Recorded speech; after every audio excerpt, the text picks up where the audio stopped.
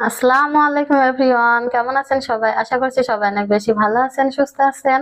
আজকে আমি সবজি দিয়ে বাচ্চাদের জন্য দারুণ মজার একটা নাস্তা রেসিপি নিয়ে চলে এসেছি, যা বাচ্চাদের টিফিনে অথবা বিকেলে নাস্তায় সার্ভ করতে পারবেন। যে বাচ্চারা একেবারে সবজি পছন্দ করে না, তাদের জন্য এই বিভিন্ন রকম সবজি দিয়ে হেলদি নাস্তা বানিয়ে দিতে পারবেন। এতে সব রকমের পুষ্টিও পেয়ে যাবে আর মজা করে খেয়েও নিবে, কোনো ঝামেলা করবে না। এমনকি বড়রাও অনেকে সবজি খেতে চায় না, তাদের জন্য পারফেক্ট একটা রেসিপি। আমি মাঝে মাঝে আমার বাচ্চাদের জন্য এভাবে বানিয়ে দিই। এই রেসিপিটা তৈরি করা খুবই সহজ, একেবারে সহজভাবে তৈরি করে নিতে পারবেন। রেসিপিটা তৈরি করার জন্য এখানে আমি বিভিন্ন রকম সবজি কেটে নিয়েছি। একটা টমেটো কেটে নিয়েছি কুচি করে, একটা ক্যাপসিকাম, আর কিছু সিম কুচি করে কেটে নিয়েছি, আর আমি পুঁই শাকের পাতা নিয়েছি কিছুটা, আর এখানে মিষ্টি কুমড়া একটু বেশি পরিমাণে কুচি করে কেটে নিয়েছি, একটা আলু আমি কুচি করে কেটে নিয়েছি। আপনারা চাইলে যে কোনো সবজি এভাবে কুচি কুচি করে কেটে নিতে পারবেন, এর চেয়ে আরো কুচি কুচি করে কেটে নিলেও কোনো সমস্যা নেই। এখন আমি এখানে একটা বল নিয়েছি, এখন এই বলের ভিতরে আমি সবজিগুলো সব ঢেলে দিব একে একে।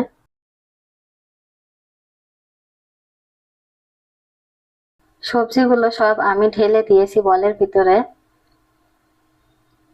এখন আমি এখানে দুইটা কাঁচামরিচ নিয়েছি, কাঁচামরিচ দুইটা আমি এভাবে একটু কুচি কুচি করে কেটে দিয়ে দিব। আপনারা চাইলে কাঁচামরিচ দুইটা নাও দিতে পারেন, কারণ অনেক বাচ্চারা আছে যারা কাঁচামরিচ একদম মরিচ খেতে পারে না, তাই কাঁচামরিচ দুইটা নাও দিলে হবে, কোনো সমস্যা নেই। আর যে বাচ্চারা মরিচ খেতে পারে তাদের জন্য কাঁচামরিচ দুইটা দিয়ে দিবেন। আর এখানে আমি অল্প পরিমাণে পেঁয়াজ কুচি দিয়ে দিলাম, আর এখানে আমি পরিমাণ মতো লবণ দিয়ে দিলাম হাফ চা চামচ, জিরা গুঁড়া দিয়ে দিলাম, আর এখানে আমি অল্প পরিমাণে গোলমরিচের গুঁড়া দিয়ে দিলাম। এখানে আমি ম্যাগি মশলার প্যাকেট নিয়েছি একটা, এই ম্যাগি মশলাটা আমি দিয়ে দিব। আপনারা চাইলে ম্যাগি মশলার বদলে চটপটির মশলা দিয়ে দিতে পারেন এক চা চামচ। আর এখানে আমি মশলার গুঁড়া দিয়ে দিলাম হাফ চা চামচ, আর চিলি ফ্লেক্স দিয়ে দিলাম হাফ চা চামচ। এখন সবগুলো উপকরণ একসঙ্গে খুব ভালোভাবে নেড়েচেড়ে মিশিয়ে নিতে হবে। এটা আমি হাত দিয়ে মিশিয়ে নিলে সবচেয়ে বেশি ভালো হয়, তো হাত দিয়ে আমি খুব ভালোভাবে নেড়েচেড়ে মিশিয়ে নিব।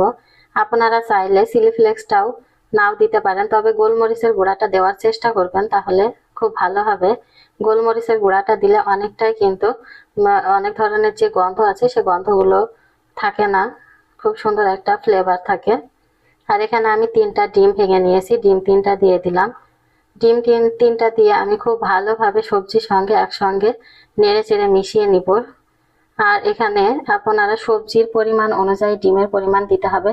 ডিম খুব বেশি দেওয়া যাবে না, আবার কম পরিমাণে দেওয়া যাবে না, যে সবজি যে খুব বেশি হয়ে যাবে সেরকম পরিমাণেও দেওয়া যাবে না। তো এখানে আপনারা সবজি কম বেশি যে পরিমাণ হবে সেই পরিমাণে দিতে হবে। আর এখানে আমি বড় সাইজের যে ব্রেডগুলো আছে, 4 পিস ব্রেড আমি এভাবে ছোট ছোট টুকরো করে কেটে নিয়েছি, দিয়ে দিলাম। ব্রেডটাও আপনারা সবজির পরিমাণ অনুযায়ী দিতে হবে।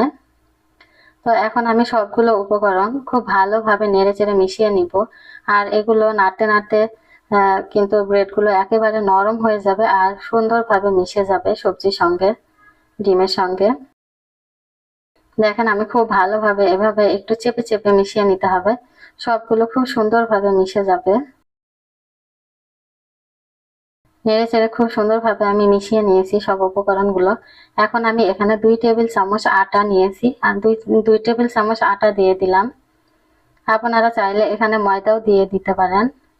এখন এই আটা ওই সব উপকরণগুলো একসঙ্গে খুব ভালোভাবে মিশিয়ে নিয়েছি। দেখেন এইভাবে খুব সুন্দরভাবে মিশিয়ে নিতে হবে, এরকম একটু নরম নরম ডো হবে, খুব বেশি শক্ত হবে না ডোটা। আর চুলার উপর একটা পাত্র বসিয়ে দিয়েছি, পাত্রটা খুব ভালোভাবে গরম হয়ে গেলে এখানে আমি সামান্য পরিমাণ তেল দিয়ে দিয়েছি। তো তেলের পরিমাণ খুব বেশি কম ছিল, তো আরো আমি 2-1 ফোঁটা তেল দিয়ে দিয়েছি, আর একটু তেলটা ব্রাশ করে নিচ্ছি। আর চুলাটা আমি মিডিয়ামের চেয়ে একটু লোতে রাখবো, চুলাটা মিডিয়ামের চেয়ে লোতে রেখে এটা বানাতে হবে। তো এখন আমি যে ডোটা তৈরি করেছি নরম ডো, সেটা আমি দিয়ে দিচ্ছি। ডোটা দেওয়ার পর আমি খুব ভালোভাবে সুন্দরভাবে একটু চেপে চেপে একটু শেপটা তৈরি করে নিব। আর এটা খুব বেশি মোটা করেও দেওয়া যাবে না, আর খুব বেশি পাতলা করেও দেওয়া যাবে না, এভাবে চেপে দিতে হবে। দেখেন আমি কিভাবে দিচ্ছি। আর এটা আপনার পিৎজার যেরকম ঠিক শেপ হয় সেরকম শেপ তৈরি করে নিতে হবে একটা। পিৎজার মতো আমি গোল শেপ তৈরি করে নিব এভাবে সমান করে। দেখেন সমান করে আমি পিৎজার মতো গোল শেপ তৈরি করে নিয়েছি। এখন আমি ঢাকনা দিয়ে ঢেকে 5 মিনিট রেখে দিব এভাবে চুলার উপর। আর চুলাটা কিন্তু মিডিয়ামের চেয়ে একটু কমিয়ে রেখেছি। 5 মিনিট পর আমি ফিরে আসলাম। দেখেন একেবারে 5 মিনিট আমি এভাবে ঢাকনা দিয়ে ঢেকে রেখেছিলাম। আর নিচের দিকটা কিন্তু হয়ে গেছে, দেখেই বোঝা যাচ্ছে। এমনিতেই কিন্তু উঠে আসবে, নিচে যেন লেগে না যায় সেই কারণে আমি সামান্য পরিমাণ তেল দিয়েছিলাম। আর খুব সুন্দর হয়েছে, দেখেন নিচের দিকটা এমনিতেই উঠে চলে আসছে। আর এটা একটু সাবধানে উল্টিয়ে নিতে হবে। দেখেন আমি উল্টিয়ে নিয়েছি আর নিচের দিকটা খুব সুন্দরভাবে হয়ে গেছে। এখন আমি উল্টিয়ে আবারও ঢাকনা দিয়ে ঢেকে দিলাম। আবারও 5 মিনিট পর ফিরে আসবো। আবারও আমি 5 মিনিট পর ফিরে এলাম। এই 5 মিনিটে কিন্তু হয়ে গেছে, খুব সুন্দরভাবে সিদ্ধ হয়ে গেছে। আর সবজিগুলো এগুলো খুব সুন্দরভাবে ছেট হয়ে গেছে আর সিদ্ধ হয়ে গেছে খুব সুন্দরভাবে। দেখেন আরো একবার উল্টিয়ে নিয়েছি আমি, ওই দিকটা একটু হালকা একটু পুড়ে গিয়েছে। দেখেন এখন আমি এটা কেটে নিব, পিৎজার মতো করে কেটে নিব। আপনারা চাইলে যে কোনো শেপে কেটে নিতে পারেন। আমি এটা দিয়ে কেটে নিব পিৎজা কাটার দিয়ে। দেখেন আমি পিৎজা কাটার দিয়ে কেটে নিয়েছি আর খুব সুন্দর হয়েছে। আর পুরুত্বটা কেমন হয়েছে দেখেন, দেখে বুঝতে পারছেন আমি এরকম হয়েছে পুরুত্বটা। খুব বেশি পাতলাও না আবার খুব বেশি মোটাও না, একদম পিৎজার মতো হয়েছে। আর এভাবে যদি বানিয়ে দেন বাচ্চাদের, বাচ্চারা তো অনেক মজা করে খেয়ে নিবে। আর খুবই হেলদি একটা রেসিপি। আর এটা বাচ্চারা সবচেয়ে বেশি পছন্দ করবে।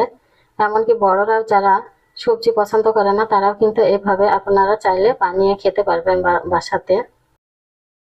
এই ছিল আজকে আমার ভিডিও। আপনাদের কাছে কেমন লেগেছে প্লিজ কমেন্টস করে জানাবেন।